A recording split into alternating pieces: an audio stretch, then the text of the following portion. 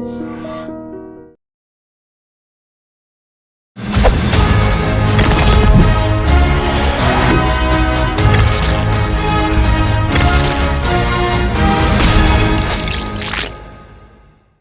నమస్కారం. నేను Swaroopa Potlapalli. Welcome to I dream. Kamareddy triangle love స్టోరీలో అనేక కొత్త విషయాలు బయటికి వస్తున్నాయి. గత 15 రోజులుగా ఈ ముగ్గురు కూడా అంటే ఎస్ఐ, కానిస్టేబుల్, కంప్యూటర్ ఆపరేటర్ వీళ్ళు ఎక్కువగా కాల్స్ మాట్లాడినట్టుగా వాట్సాప్లో చాట్ చేసినట్టుగా పోలీసుల ఇన్వెస్టిగేషన్లో బయటపడింది. అయితే ముగ్గురు కలిసి ఒకేసారి చెరువులో దూకి ఆత్మహత్య చేసుకోవడం ఏంటి? క్షణికావేశంలోనే ఈ పని చేశారా, లేక దీని వెనక ఇంకా ఏమైనా కారణాలు ఉన్నాయా? వీటన్నిటి మీద మనకు క్లారిటీ ఇవ్వడానికి నాతో పాటు సోషల్ యాక్టివిస్ట్ కృష్ణకుమారి గారు ఉన్నారు. ఆవిడతో మాట్లాడదాం. మేడం నమస్తే. నమస్తే. ముగ్గురు చనిపోయారు మేడం. ఒకవైపు ఎస్ఐ సాయి కుమార్, ఇంకొక వైపు చూస్తే కానిస్టేబుల్ శృతి, ఇంకొక అతను కంప్యూటర్ ఆపరేటర్ నిఖిల్. వీళ్ళందరూ కూడా దాదాపు ఒకే చోట పని చేసిన వాళ్ళు. ఇలా ఈ ముగ్గురు చనిపోవడం మీద అసలు ఏం జరిగింది అనే దాని మీద ఎవరికి కూడా ఒక స్పష్టత అనేది రావట్లేదు. మీ దగ్గర ఉన్న ఇన్ఫర్మేషన్ ఏంటి దీనికి సంబంధించి? ఏం లేదండి, దీని మొత్తం బ్యాక్ అండ్ స్టోరీ వివాహేతర సంబంధం, సింపుల్.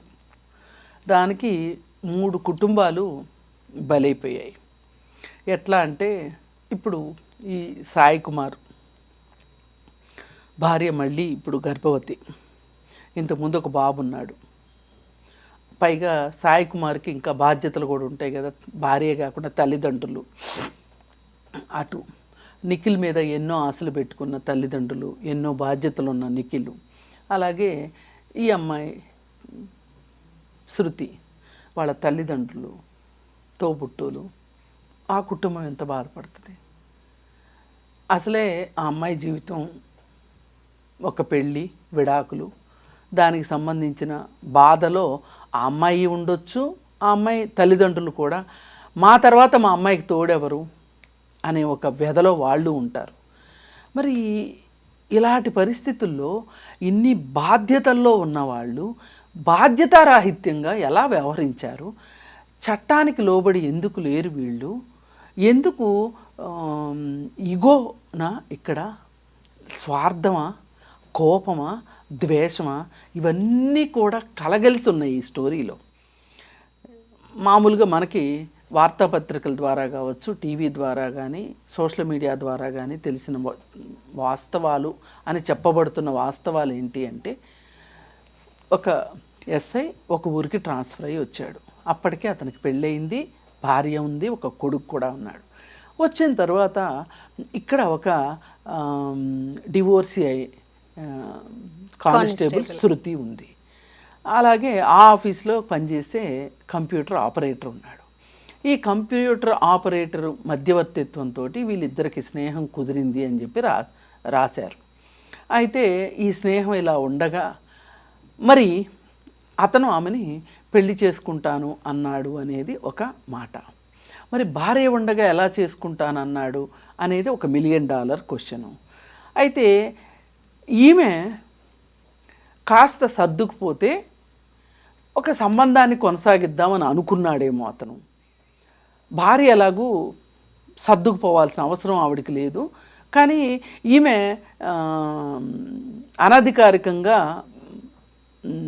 అనధికారిక సంబంధమే కాబట్టి, వివాహేతర సంబంధం కాబట్టి ఈవిడ ఒప్పుకుంటుంది అని అతను అనుకుని ఉంటాడు. సరే, అక్కడ ఏదో తేడాలు వచ్చి ఆయన అక్కడి నుంచి ట్రాన్స్ఫర్ చేయించేసుకుని వేరే ఊరికి వెళ్ళిపోయాడు.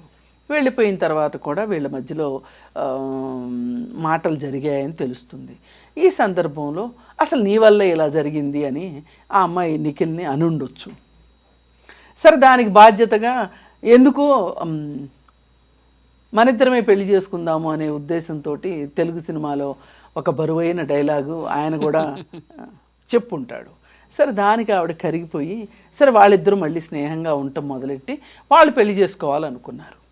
దీనికి ఏ ఒక్కరి నుంచి వ్యతిరేకత ఉండటానికి వీల్లేదు. చట్టపరంగా కావచ్చు, సాంఘిక పరంగా కావచ్చు, వ్యక్తిగతంగా కావచ్చు, ఏ అడ్డంకులు లేవు వాళ్ళిద్దరి పెళ్ళికి.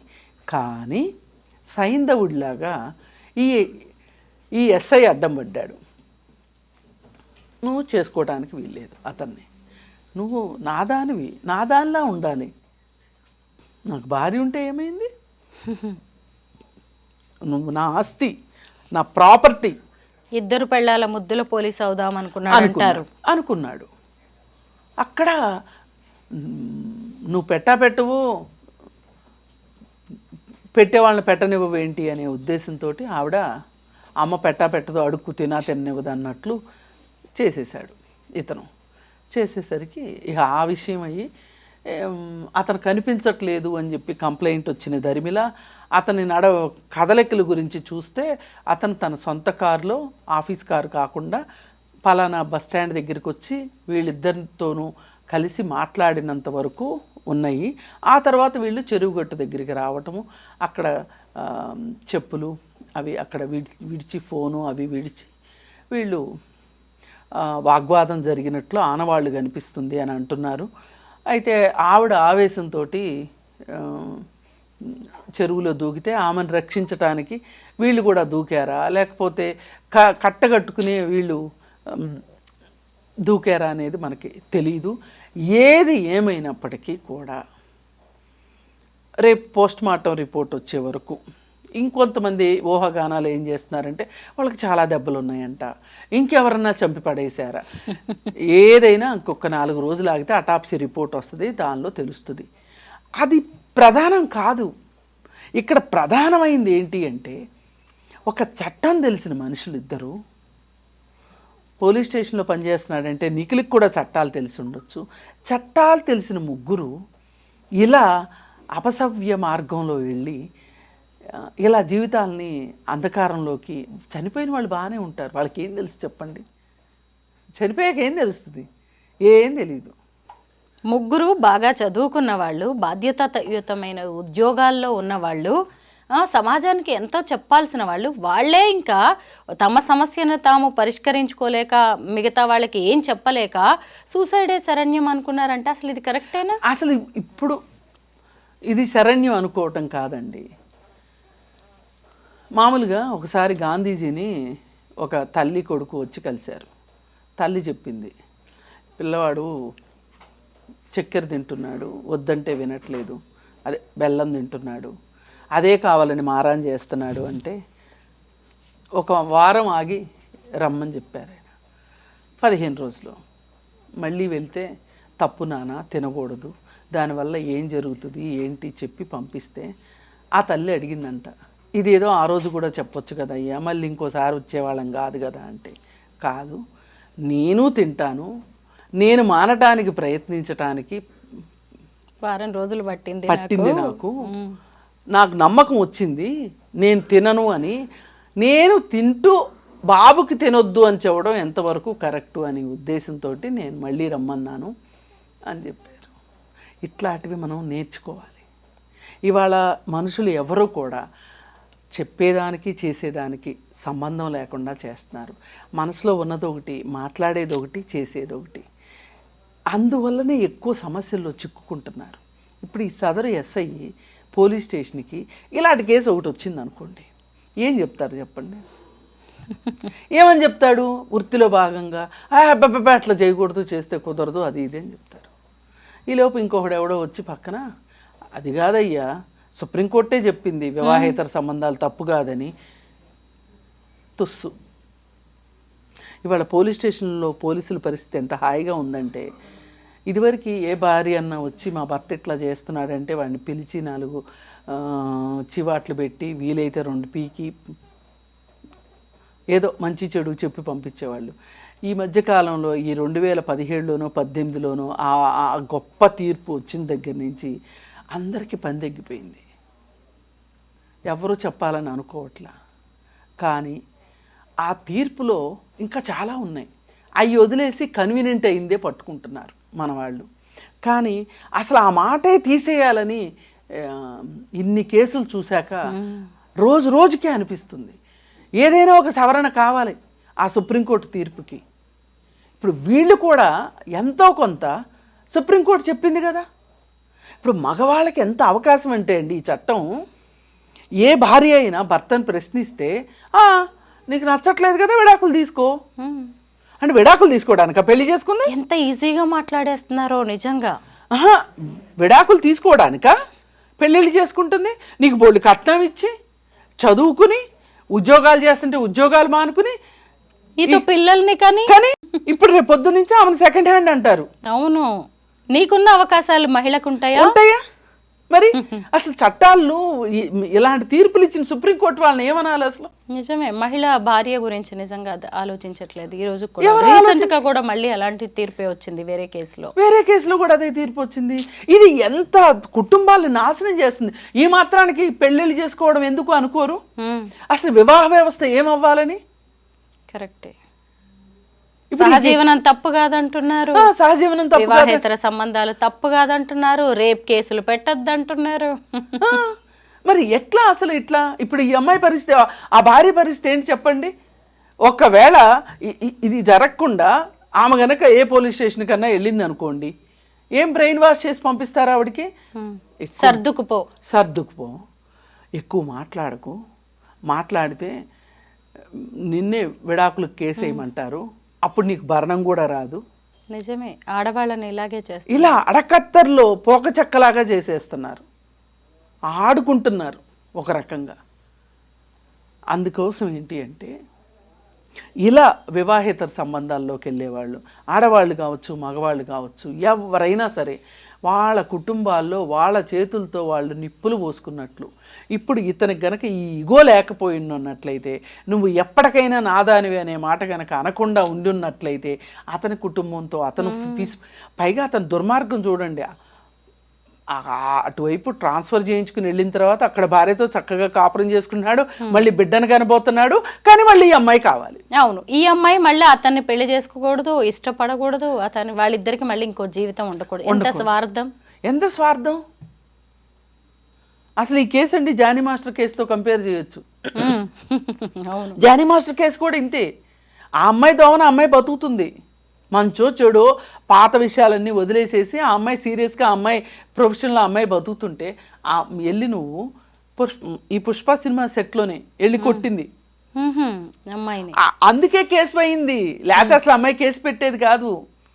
అంతకుముందు మానసికంగా హింసించాడు, శారీరకంగా వేధించాడు, ఫైనాన్షియల్గా తనదే పెత్తనం చేసుకున్నాడు. ఇన్ని చేసినా కానీ ఆ అమ్మాయి నోరు మూసుకుని ఉండి ఆ తర్వాత ఏదో భార్యాభర్తల మధ్యలో జరిగిన ఒప్పందాల్లో భాగంగా నువ్వు ఆ సంబంధాన్ని వదులుకోవాలి అంటే జానీ మాస్టర్ వదులుకున్నాడు, హ్యాపీగా కుటుంబంతో చిల్లైపోతున్నాడు, బాగానే ఉన్నాడు హ్యాపీగా.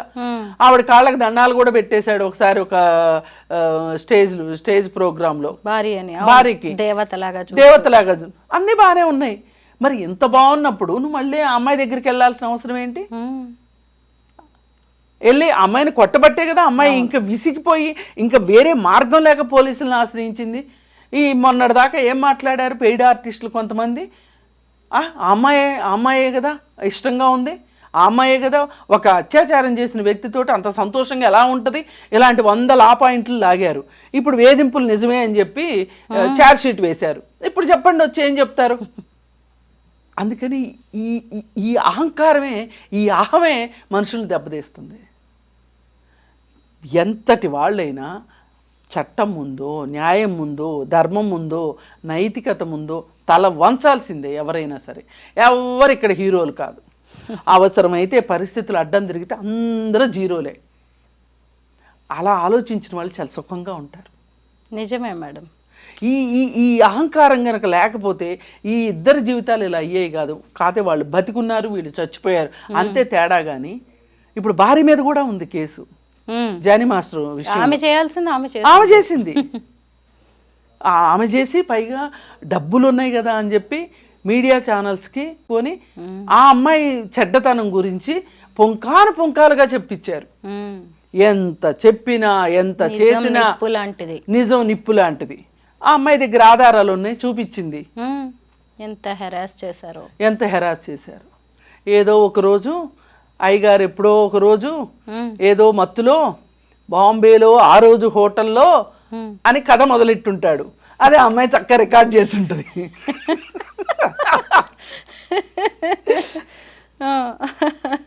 దొరికిపోయింది.